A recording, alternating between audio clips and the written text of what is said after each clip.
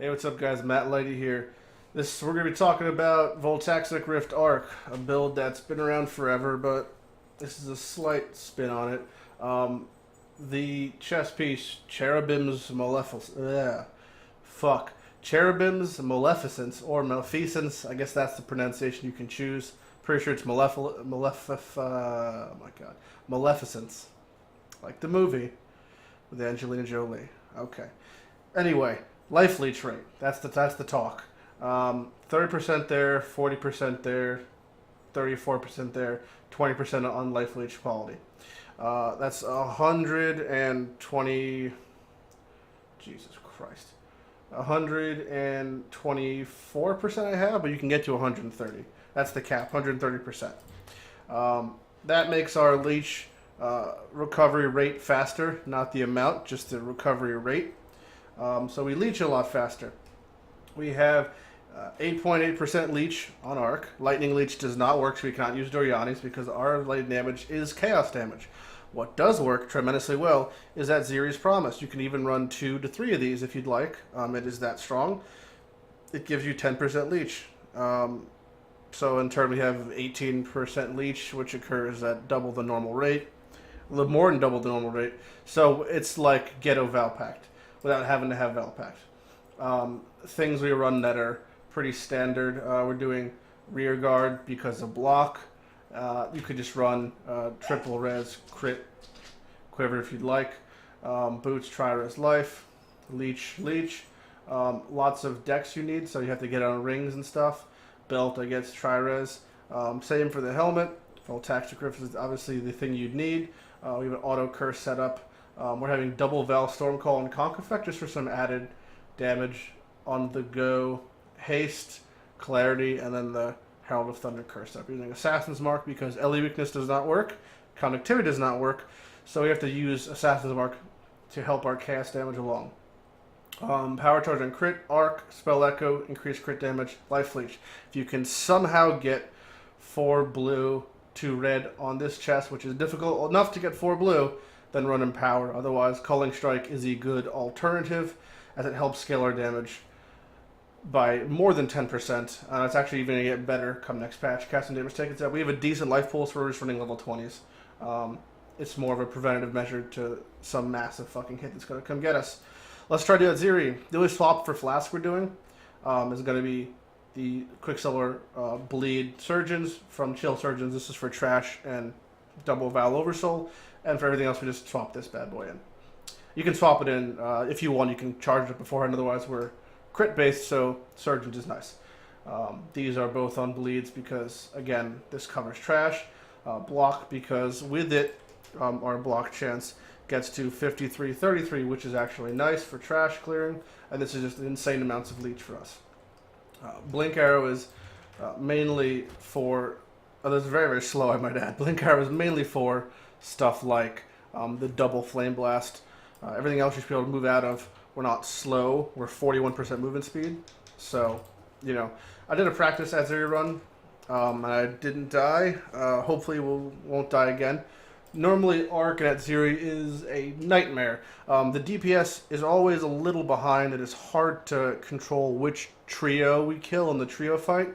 The perks of this one, obviously, is most things don't have Chaos Res. And if they do have Chaos Res, it's not a lot. Snakes have a lot, and there's lots of snakes in here, so trash clearing is kind of annoying. Chaos damage cannot be reflected. That's the big thing. So for Atziri, for the split phase, you just cast and run. It doesn't matter which one dies. You just don't stand in shit, and every time you have a chance, just doop. And let's get it going and see what the fuck happens. It's pretty standard, though. Can face tank a lot of stuff. Once our power charges get going, it becomes a lot easier. We have seven power charges, and since we bypass Energy Shield, which is another perk of cast damage, it makes trash clearing a little faster. It's great for stuff like when you're mapping for Shipyard Boss. That type of stuff is awesome because that is a bitch to get past his ES. This build is not the best for Atziri, but this is more to show that Atziri viable. For mapping, you could imagine what it's like. It's like every other arc build. It's just a safer variation. The thing you have to do is the trade-off between this and normal scaling arc is it's harder to get going because of the color, because of the 212 decks you require to use Voltaxic Rift, the price of Voltaxic Rift. These are the main hurdles, and you have to kind of do different ways to scaling its damage that you're not accustomed to, such as not being able to have Leech on belt, can't use a Driani's belt. The Driani's belt does scale the lightning damage, but it doesn't leech, and that's a big part of the Driani's belt, in my opinion. I'd much rather have just a kick-ass belt than use a Driani's. So for this fight, again, it's just, you know, dodge, shit, pray. The balls are shot in clockwise position so you can run counterclockwise. That's as always. Kill them the same time if you can. Normally get one of them down to hopefully half HP. Again, without power charges up, and arc in general is not the strongest single target DPS. We're not running faster casting because mana's a bitch for us, kind of. You can toss down a Val Storm Call to help supplement our DPS a little. But again, whoop, we got no one up here. Totes awkward.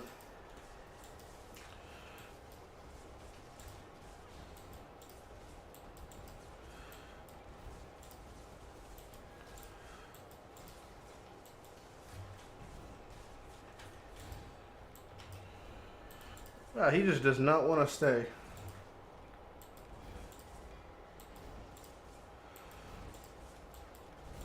This is arguably a very unlucky array of events that's occurring.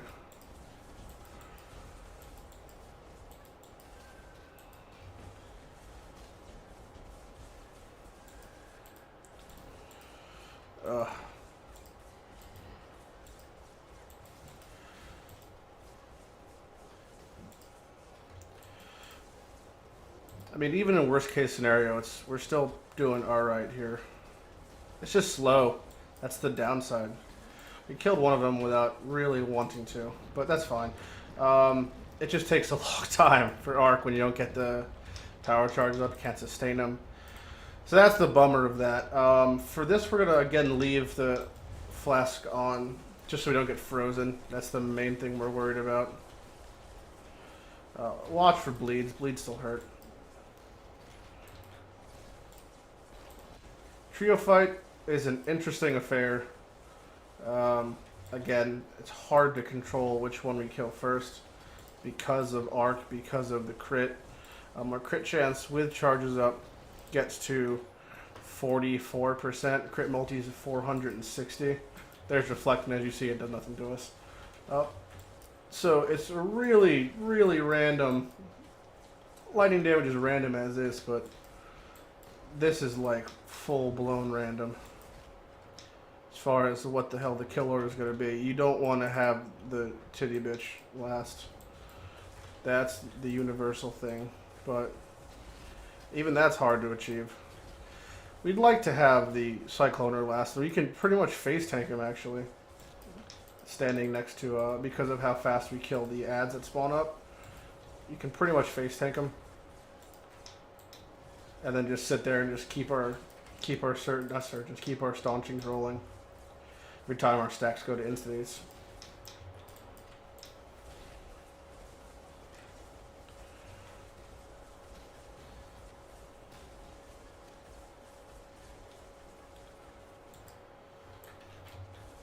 Snakes are very annoying. The Chaos Res it's ironic. You don't notice what mobs have Chaos Res until you play a build such as this, and then you realize, oh, you're one or two shotting lots of things, and then there's just the goddamn snakes that take forever and a half to kill, like one whole calendar year. And obviously the perks of Arc are that it auto targets. It's easy to scale the damage because of levels. So Empower, yet again, is a huge thing you'd like. Just don't sacrifice Life Leech for it since you have no other means to leech.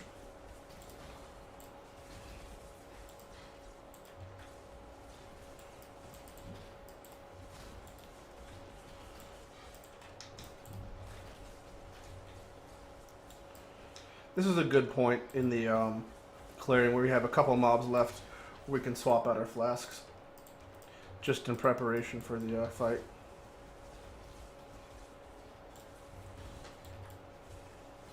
You saw I got frozen or chilled there for a second, and that's still a bummer. Val Fallen are not to be messed with on any build whatsoever. Care if you have 10k health, Val Fallen can kill you. Frozen, shocked, dead. Happens to the best of us.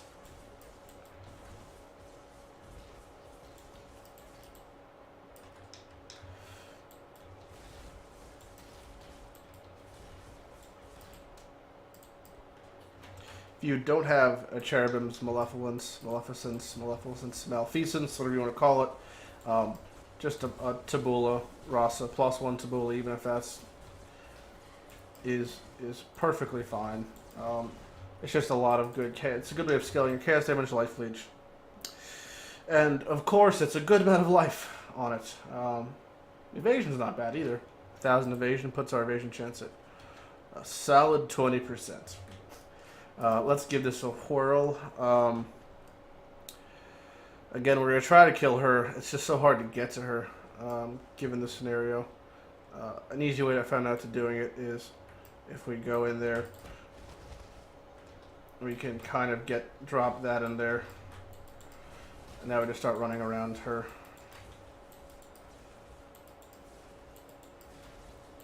But you can just see, like, even the chaining damage, because the Dual Striker has this ES up, it's like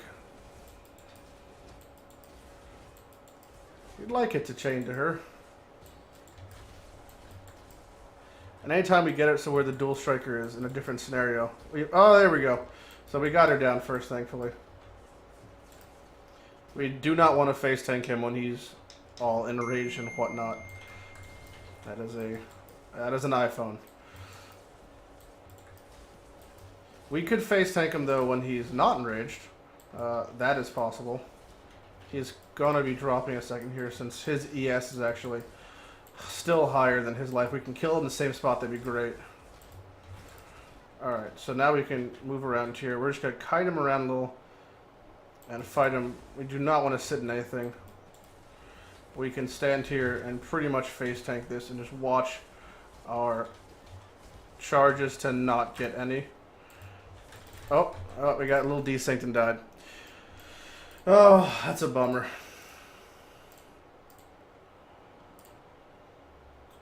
That is a bummer. What am I doing?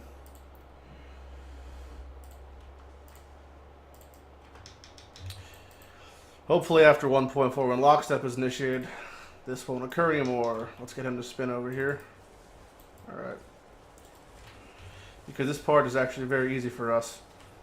We just sit here and watch because we have Atziri's Promise just up pretty much all the time. It's a shame we died to sitting in the bed because of desync. Sarate, what you gonna do? Moving on. For trash, I'd like to toss this back on. It's still safer. I know you'd be like, oh, I'd be fine until you get frozen or chilled. It's a bummer either way. This is a lot of shipping toss dash right now, and it really doesn't do a whole lot because of our life leech rate. It's like effectively we're healing a little more than twice as much, which is nice.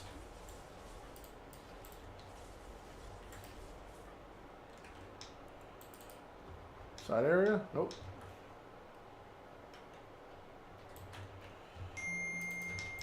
That iPhone again. The cause for concern that is reflect, no cause for us. Because we kill things that die in purple goo. One of the main perks of Voltaxic is when you kill things, they die with purple electricity all around them. That's the real get right there. You also don't need a 6-link Voltaxis. You just need a 4-link, which is plenty easier. Price-wise, you can grab one for relatively cheap. I say relatively cheap. You can get one for 10, 12 Exalted if you're lucky. Rolls don't matter a whole lot. They matter actually not at all. Because well, I guess the attack speed matters for how fast your blink arrow shoots out. scaling of the lightning damage is only for the attack itself, so it really doesn't matter at all. 2 mobs remaining, which means we're all clear. Is that a 5 link? Yeah, 5 link. Barely faster than moving. It's almost not worth it. We're going to toss this back on here. For feeding phase, we're just literally going to sit there. It's splendid. This is our chance to attack a little. You kind of wait for Flame Blast because that's the one thing that's kind of a bummer for us. Play it safe. Wait for Flame Blast. Doesn't matter if our ES goes back up because we're hitting through it. So we just want to stand right here even. And you can just hold down right click. And the second your charges start going, the second your Assassin's Marks start going off, then everything starts dying. One cause of concern is the fact that there is Curse Reflect. And you can say, oh, she puts Assassin's Mark on me. Is that a problem? Yes, no, maybe so. Most things that you're going to get hit by that aren't a spear will one-shot you anyway. So it's not a huge deal. And we're auto-cursing, so you kind of just wait to see what she's doing, and then we attack anyway. So again, it falls off before any real cause for concern. Split phase, we want to start moving, and we just start attacking. Doesn't matter which one we attack. It looks hilarious.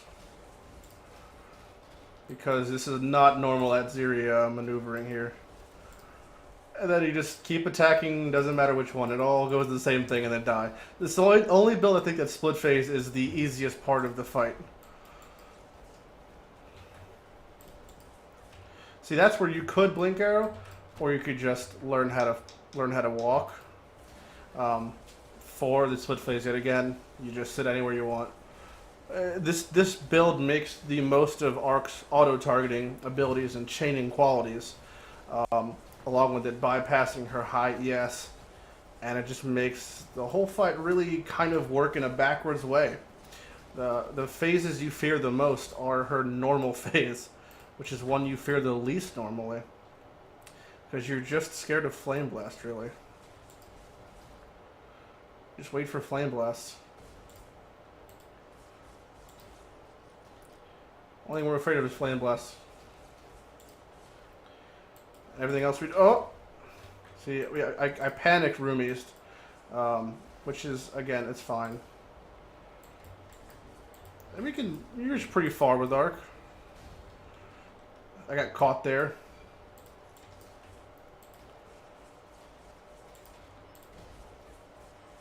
You're quicker if you can walk out of it. So now we're entering it with no things remaining. Bait the Flame Blast away. Bam. It's such an easy phase for this build.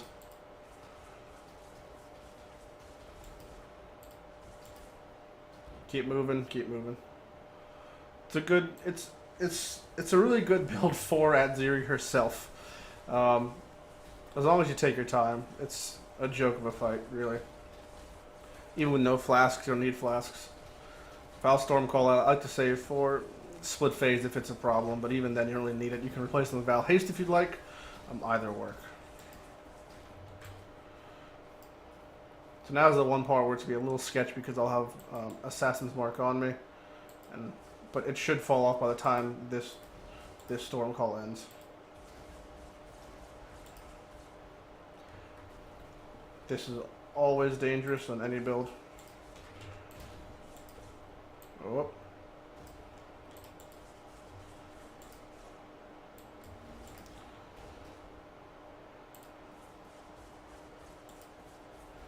Should go to split phase. Oh, nope, she's going to another, whatever the fuck that Storm Call-esque thing is. Moving to the final split phase. Just keep moving.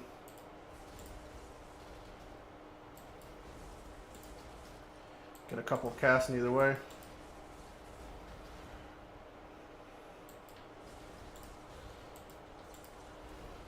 Oh, I face tanked many things there. I didn't have to.